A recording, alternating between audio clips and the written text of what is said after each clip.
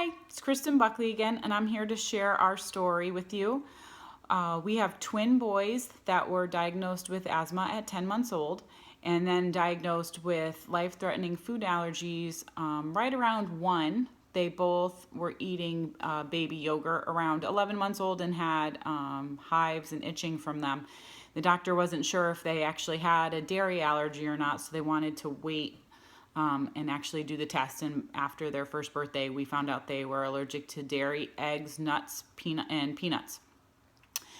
Our real story is asthma related. Unfortunately, in 2014, our son Benjamin died from an asthma attack at our home. He had never been to the emergency room. We had never had an asthma attack we couldn't control. It was totally unexpected. He had an asthma attack in the morning. He had just come off of a respiratory infection about 2 weeks beforehand, but his asthma was well managed in the meantime, and it was completely out of the blue. It was not something we ever expected that could happen to us, and we have now spent the last 3 years working hard trying to raise asthma awareness and keep Ben's memory alive.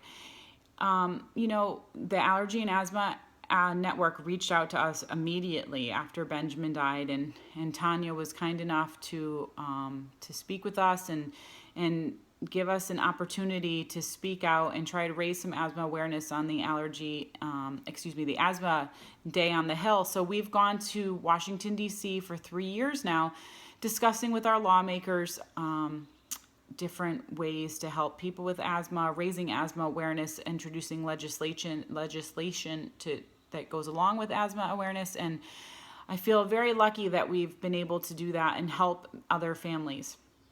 We've also formed our own nonprofit in which we help pass out asthma related materials, and with help with the Allergy and Asthma Network, we've been able to distribute asthma action plans and other asthma related materials to schools in our local towns. So that's been really great.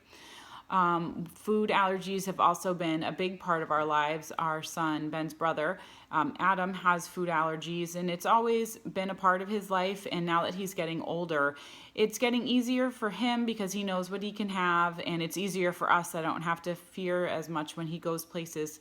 And we are very lucky to have friends and family that are very aware of Adam's allergies and are always looking for ways to include him and always have snacks for him to have.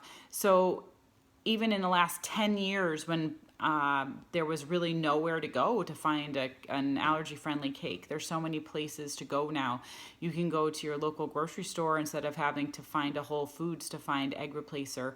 It's been getting easier each year. So I'm happy that we've been able to get Adam things he's able to eat, and I've become a very good vegan baker, so I can make anything he needs, and I can pretty much make any sort of food they're having at a party or at school or at camp, as long as I have notice, so that he has the same thing as well.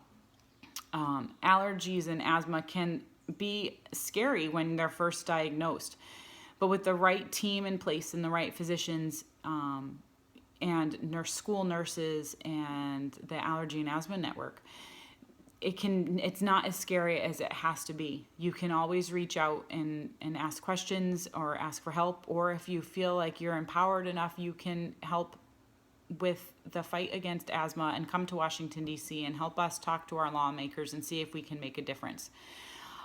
Again, my name is Kristen Buckley, and if you ever have any questions, you can reach me through the Allergy and Asthma Network, and I would love to speak with you. Thanks.